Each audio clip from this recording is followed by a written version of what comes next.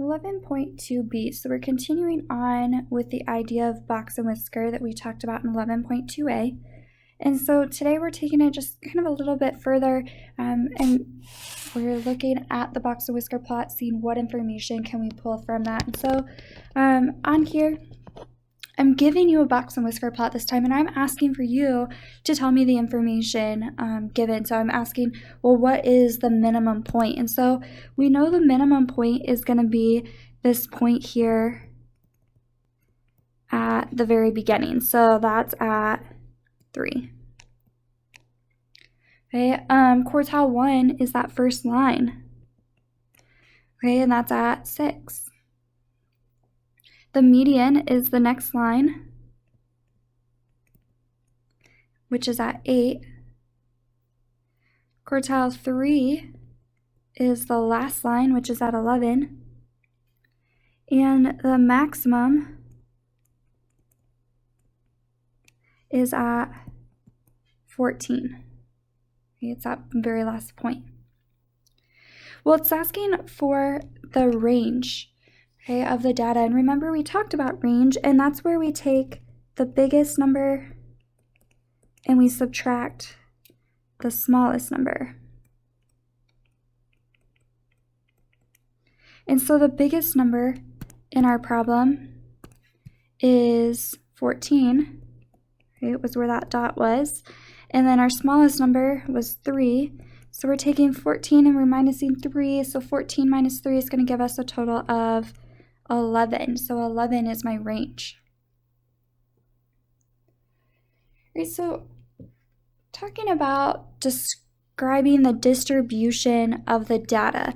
Distribution is a kind of a new word for us in this lesson. And so your teacher may have a different explanation for you than mine. However, I typically look at the general picture and kind of look at what do the tails look like, what does the box look like.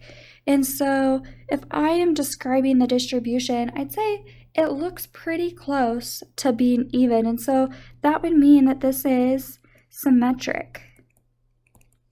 Okay, so I would call this, or say that this has whiskers that are even.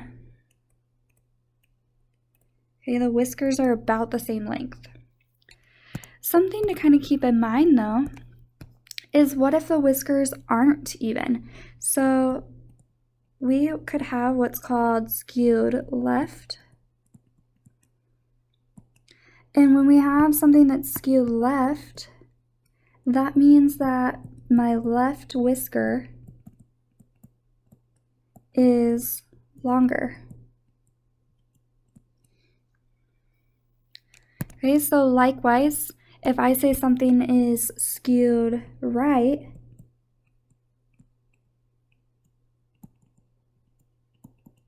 I'm probably meaning that my right whisker is longer.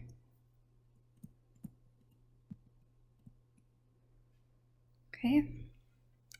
All right, so the next part's talking about what percent of the data is between specific numbers. And so real quick, let's talk about just the data and how it's spread up.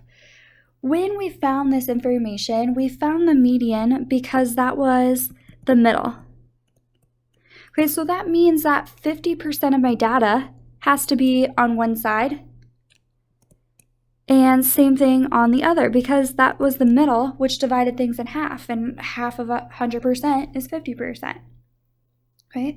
Likewise, my quartile 1 was half of the first 50%, which means that each of these little parts are 25%.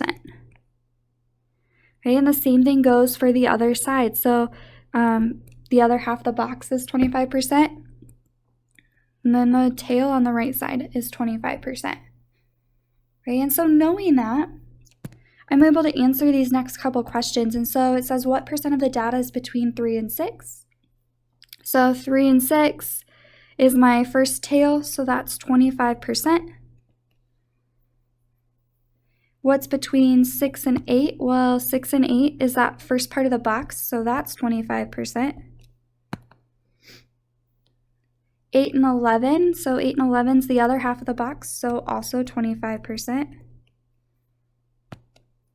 And the last one asks for 11 to 14, which is that last whisker, which is also 25%.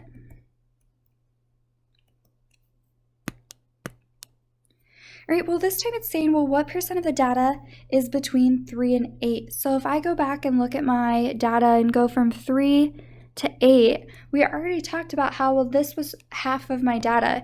Another way I could think about this is the fact that this is 25% plus another 25%, because we just found that up above, and 25 plus 25 is 50, so this is 50% of my data. Likewise, between 6 and 11, so 6 and 11 is talking about this box right here, right? And so in that box, I know it's made up of 25% and 25%, so I can add 25% plus 25, and again, 25 plus 25 is 50, so this is going to make up 50% of my data. The box represents 50% of my data.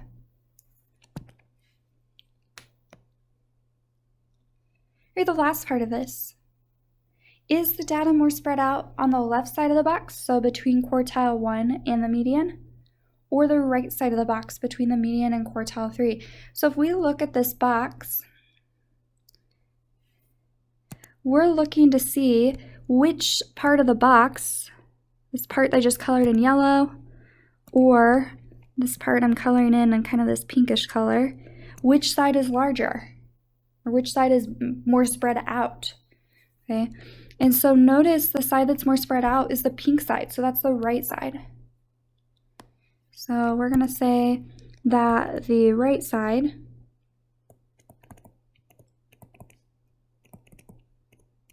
is more spread out, and that's due to the fact that it takes up more space.